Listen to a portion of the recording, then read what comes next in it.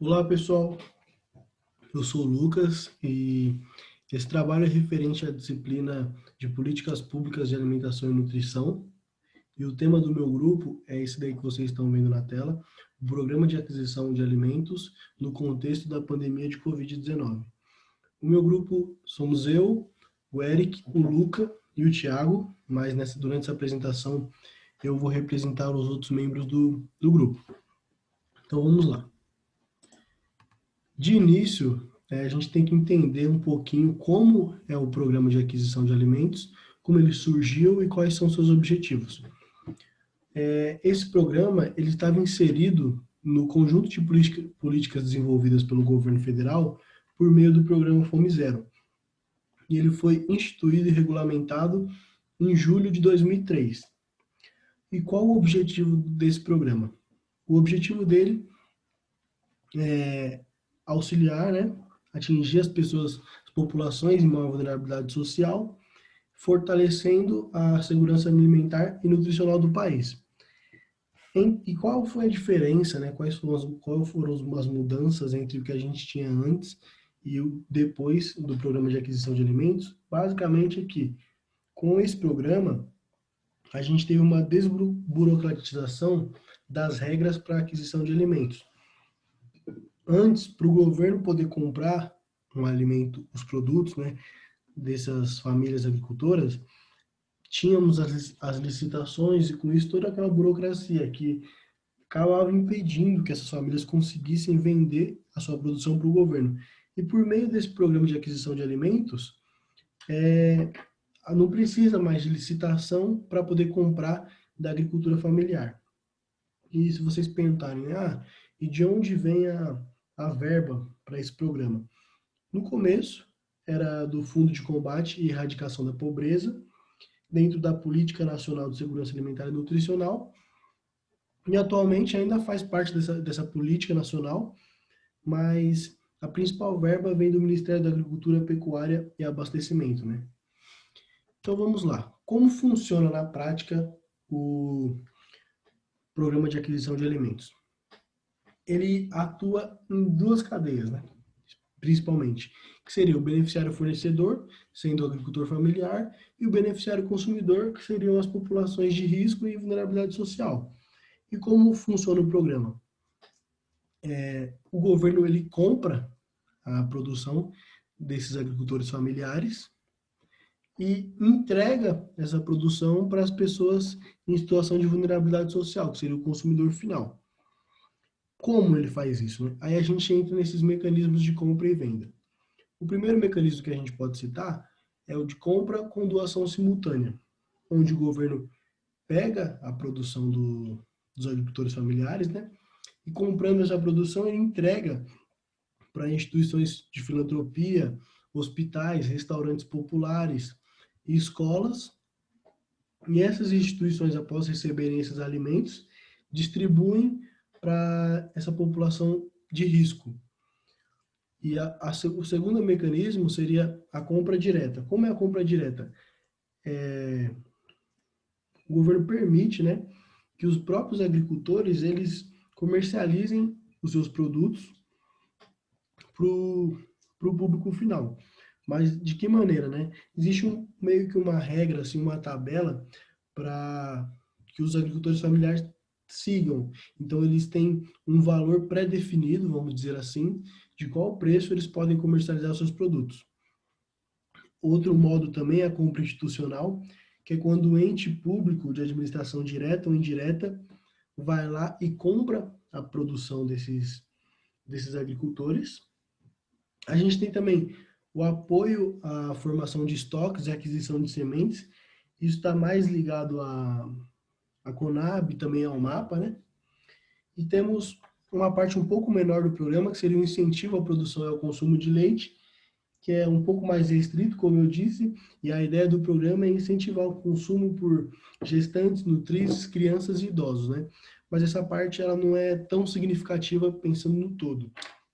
Atualmente, o principal gestor desse programa que distribui todos os recursos é o Conab, e a principal forma de compra e venda seria a compra com doação simultânea. Vamos lá, aqui a gente tem um pouco da evolução do programa no, nos últimos 9 anos. O que a gente vem vendo é essa política de austeridade fiscal do governo e como isso tem afetado o programa. Vou destacar aqui para vocês, se a gente olhar em 2011, qual era o valor aplicado em milhões de reais, a gente chegou a 1 bilhão de reais investidos no programa em 2011 e o número de atendimentos beneficiários, né, o número de consumidores, eram 12 milhões de consumidores. Enquanto que em 2018 a gente teve uma queda no recurso de 1 bilhão para 232 milhões de reais.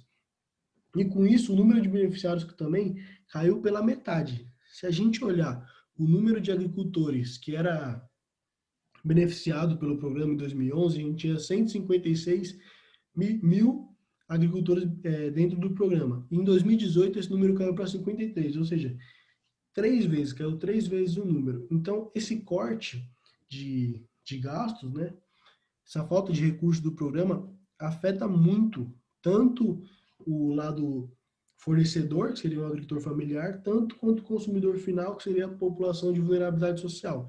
Eu trouxe aqui um mapa para a gente entender, ficar um pouco mais visual o que eu estou falando.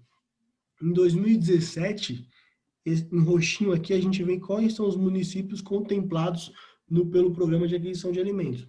À primeira vista, assim, a gente pode até pensar que, poxa, tá quase o Brasil inteiro, né? O programa tá bem interessante. Mas, em contraponto, eu coloquei um mapa com os municípios vulneráveis à desnutrição no mesmo ano, de 2017. E a gente vê que tem muito mais município vulnerável à nutrição que não está dentro, não está sendo contemplado pelo programa de aquisição de alimentos, mostrando o impacto dessa política de austeridade fiscal. Associado a isso, a gente tem também o contexto da pandemia do Covid-19. Então vamos lá. Basicamente, isso é como se fosse um ciclo, né? Programa de aquisição de alimentos garantindo renda para as famílias, essas famílias podendo consumir os produtos locais, melhorando a agricultura local. Porém, com a paralisação econômica, devido ao isolamento social, a gente teve fechamento de restaurantes populares, escolas, a suspensão das feiras livres e também a suspensão do PNAE. A gente teve parou, né, esse ciclo produtivo e com isso a gente teve a diminuição da demanda por alimentos devido ao isolamento social. E quando a gente fala de diminuição da demanda, não é em relação às pessoas que precisam, né? E sim, não estão mais comprando, né? As instituições não estão mais comprando os alimentos, porque estão fechadas. Com isso, a gente tem alta volatilidade dos preços, redução da disponibilidade de alimentos para quem precisa, aumento da vulnerabilidade social e insegurança alimentar. Esses seriam os principais desafios.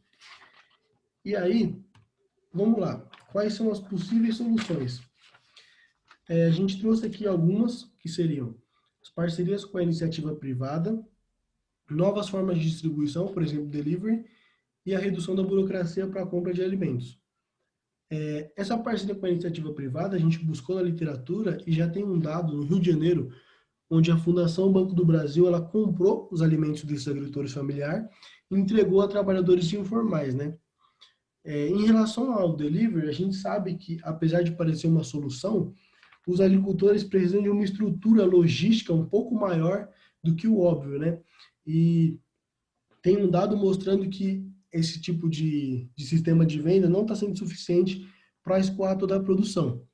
E por último, a gente tem também a redução da burocracia para a compra de alimentos. A gente pegou uma entrevista do ex-diretor do Conab, onde ele fala que essa ideia é um projeto de lei onde não precisa de legislação para que os recursos do programa de aquisição de alimentos possam se comprar marmitas desses restaurantes populares, eles voltem a funcionar e produzam marmitas, e aí o programa possa comprar essas marmitas e distribuir para as populações que estão em vulnerabilidade social, ainda mais agora durante o isolamento social. Então, essas são algumas das possíveis soluções que o grupo trouxe para debate. É claro que é um debate muito mais amplo, mas eu espero que tenha ficado claro. Aqui, por último, eu deixo algumas referências e acho que é basicamente isso. Queria agradecer a todo mundo que assistiu essa apresentação até aqui. Então, muito obrigado.